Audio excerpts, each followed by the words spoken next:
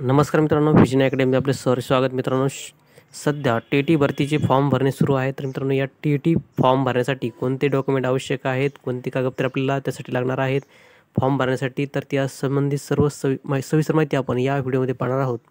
त्यासाठी संपूर्ण व्हिडिओ पहा. त्याचप्रमाणे चॅनलवर नवीन असाल तर प्लीज चॅनल सबस्क्राईब करा, लाईक करा, शेअर करा. तर मित्रांनो, शिक्षक भरतीसाठी पूर्व परीक्षा म्हणून टीकडे पाहिले जाते. तर मित्रांनो, या परीक्षेत जे पात्र ठरतील तेच पुढे टेट परीक्षेसाठी पात्र ठरतात आणि जे टेटमध्ये उत्तीर्ण होतात तेच शिक्षक म्हणून रुजू होतात. तर मित्रांनो, या पूर्व पायरी म्हणून ही परीक्षा खूप महत्त्वाची आहे. तर मित्रांनो, जे उमेदवार BEd उत्तीर्ण आहेत अशा उमेदवारांना ही परीक्षा देता येते. तर मित्रांनो, या परीक्षेसाठी आवश्यक कागदपत्रे कोणती आहेत, तर याविषयी सविस्तर माहिती पाहू. सर्वप्रथम आहे मित्रांनो, जे काय तुमचे 10वीचे गुणपत्रक खूप महत्त्वाचं आहे. यासाठी ज्यावेळेस तुम्ही 10वी उत्तीर्ण झालेली तुमचे सर्टिफिकेट आणि तुमचे जे काही पासिंग तुमचे मार्कशीट आहे तर ते खूप महत्त्वाचं आहे. यामध्ये तुमचं डेट ऑफ बर्थ असतो, तुमच्या आईचं नाव असतं, हे यासाठी ग्राह्य दर्जाचं महत्त्वाचं नाव धरलं जातं. त्याचप्रमाणे मित्रांनो, 2 नंबरला आहे ते म्हणजे 12वी गुणपत्रक व प्रमाणपत्र. म्हणजे 12वी झालेले तुमचं सर्टिफिकेट असेल, त्याचप्रमाणे तुमचं गुणपत्रक असेल, तर याच्यामधील मार्क्स तुम्हाला त्यामध्ये फिलिंग करण्यासाठी हे खूप आवश्यक आहे. त्यानंतर मित्रांनो, तुमचं पदवी गुणपत्रक जर तुमचं ग्रॅज्युएशन झालं असेल, तुमचं DEd होऊन ग्रॅज्युएशन झालं असेल, तर त्यासाठी ग्रॅज्युएशनसुद्धा मार्क्स यामध्ये पकडले जातात. तुम्ही जे काही पेपर फर्स्ट, पेपर सेकंड यासाठी तुम्ही कोणतं निवडणार आहात, यासाठी पदवी ही खूप महत्त्वाची असते.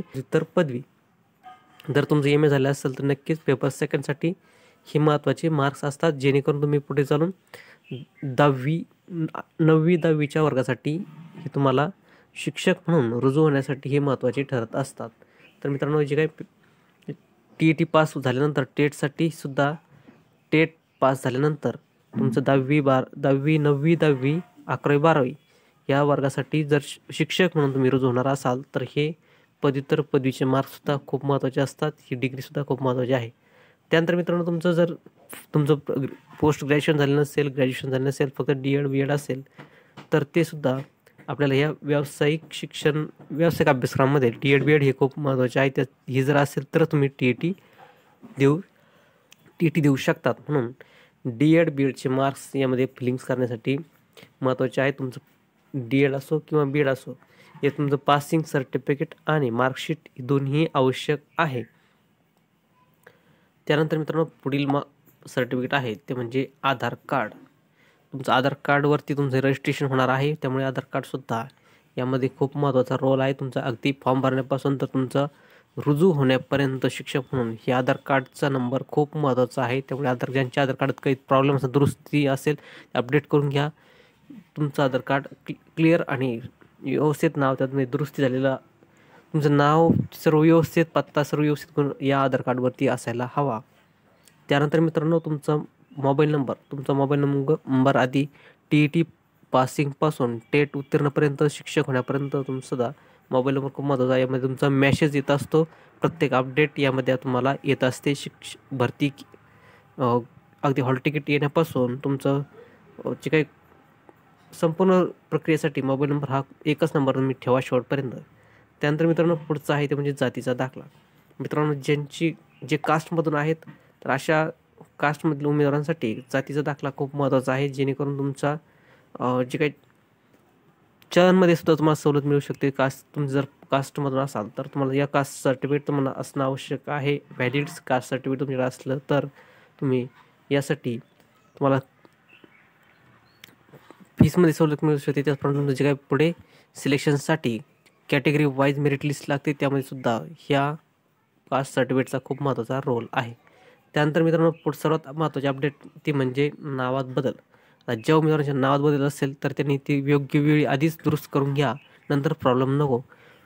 जेणेकरून जास्तीत जास्त महिलांच्या बाबतीत हे नावात बदल हा प्रॉब्लेम असतो. ज्यांचे लग्न झाले आहेत अशा महिला उमेदवारांसाठी पूर्वी वडिलांचे नाव नंतर पतीचे नाव यामध्ये दुरुस्ती करून घेणं महत्त्वाचं आहे.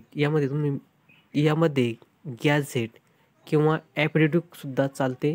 सध्या तरी फॉर्म भरण्यासाठी प्रॉब्लेम नाही, पण नंतर तुम्ही जर टेट फॉर्म भरत असाल नंतर तुमचं ज्यावेळेस मेरिट लिस्टमध्ये येऊ शकता त्यावेळेस तुम्हाला ही सर्व कागदपत्र तुमच्याकडे रेडी असणं आवश्यक आहेत, व्हॅलिड तुमच्याकडे असणं आवश्यक आहेत. त्यानंतर मित्रांनो पुढचं आहे ते म्हणजे जर तुम्ही समांतर आरक्षणाचा लाभ घेणार असाल, जर तुम्ही समांतर आरक्षणामध्ये तुम्ही प्रकल्पग्रस्त असाल, धरणग्रस्त असाल किंवा इतर कोणतेही बाधित असाल, भूकंपग्रस्त असाल, विधवा असाल, माजी सैनिक असाल किंवा इतर कुठलेही तुम्ही समांतर आरक्षण खेळाडू असाल, अपंग असाल, हे संपूर्ण या आरक्षणाचा तुम्हाला लाभ घेऊ इच्छित असाल तर त्यासाठी तुमच्याकडे व्हॅलिड सर्टिफिकेट आहे तर ते असणं महत्त्वाचं आहे. तुमचे परमनंट तुमच्याकडे ते सर्टिफिकेट असणं महत्त्वाचं आहे, जेणेकरून तुमच्या संपूर्ण या भरती प्रक्रियेमध्ये त्याचा उपयोग होईल. तर मित्रांनो अशा पद्धतीने हे 10 सर्टिफिकेट खूप महत्त्वाचे आहेत. हे 10 गोष्टी तुमच्याकडे असणे महत्त्वाचे आहेत. TET फॉर्म भरण्यासाठी किंवा टेट फॉर्म भरण्यासाठी, अगदी शिक्षक होण्यासाठी हे 10 आवश्यक जे काही संदर्भ दिला आहे तर हे 10 तुमच्याकडे महत्त्वाचे आहेत, डॉक्युमेंट्स असणं आवश्यक आहे, जेणेकरून तुम्हाला अगदी शिक्षक होण्यापर्यंत हे सर्व उपयोगी पडणार आहे. तर मित्रांनो अशा पद्धतीने ही छोटीशी अपडेट होती TET फॉर्म भरण्यासाठी. यानंतर आपण TETचा सिलेबस काय आहे, कशा पद्धतीने ते संपूर्ण पुढील व्हिडिओमध्ये पाहणार आहोत. व्हिडिओ आवडला असेल प्लीज चॅनलला सबस्क्राईब करा, लाईक करा. त्याचप्रमाणे मित्रांनो यानंतर आपण TETचे फॉर्म भरण्यासाठी आपण डेमो व्हिडिओसुद्धा देणार आहोत. त्यानंतर TETचा संपूर्ण सिलेबस, त्यानंतर टेट परीक्षा सिलेबस हे संपूर्ण आपण या व्हिडिओच्या माध्यमातून देणार आहोत. तर त्यासाठी व्हिडिओ आवडला असेल तर प्लीज चॅनलला सबस्क्राईब करून ठेवा, जेणेकरून संपूर्ण तुमच्यापर्यंत अपडेट मिळत राहील. मित्रांनो TETचे फॉर्म लवकर भरून घ्या, जेणेकरून उशिरा फॉर्म भरल्यास वेबसाईटवर लोड येऊ शकतो आणि त्यामुळे आपल्याला फॉर्म फिलिंग व्हायला प्रॉब्लेम येऊ शकतो. म्हणून लवकरात लवकर फॉर्म भरून घ्यावा. मित्रांनो महत्त्वाचे सांगण्याचे राहून गेले, ज्यांचे फक्त DED PED आहे, ज्यांची पदव्युत्तर नाही, तर अशा उमेदवारांनी दोन्ही पेपर देऊ शकता. पेपर फर्स्ट, पेपर सेकंड दोन्हीचेही चलन भरू शकता, दोन्हीचे फॉर्म भरू शकता. दोन्ही परीक्षा टेट पेपर फर्स्ट सेकंड देऊ शकता. ही महत्त्वाची अपडेट सांगणं बाकी होतं मित्रांनो. त्यासाठी मित्रांनो हे दोन्ही जे उमेदवार फक्त DED आहे तर हे उमेदवार हे दोन्ही पेपर देऊ शकता. TET फॉर्म भरल्यानंतर साधारणतः 1 ते 1.5 महिन्यामध्ये TETचं आपल्याला परीक्षा देता येते मित्रांनो. 1 महिन्यामध्ये हॉल तिकीट येऊन जातात. त्यानंतर पुढील 15 दिवसामध्ये TET परीक्षा ही आयोजित केली जाते. संपूर्ण राज्यामध्ये एका दिवशी संपूर्ण TET परीक्षा घेतली जाते. त्यामुळे मित्रांनो साधारणतः अभ्यास करण्यासाठी 1.5 महिन्याच्या आसपास वेळ मिळू शकतो सर्व उमेदवारांना. फॉर्म भरल्यापासून अगदी TET परीक्षा होईपर्यंत 1.5 ते 2 महिन्यामध्ये हा वेळ मिळतो आणि यामुळे आपल्याला या संपूर्ण TET परीक्षा पास होण्यासाठी हा कालावधी असतो. त्यामुळे मित्रांनो जास्तीत जास्त अभ्यास हा कमी वेळेमध्ये करण्याची ही महत्त्वाची आहे मित्रांनो. जे उमेदवार TET पास होतील ते स्टेटसाठी पात्र ठरतील.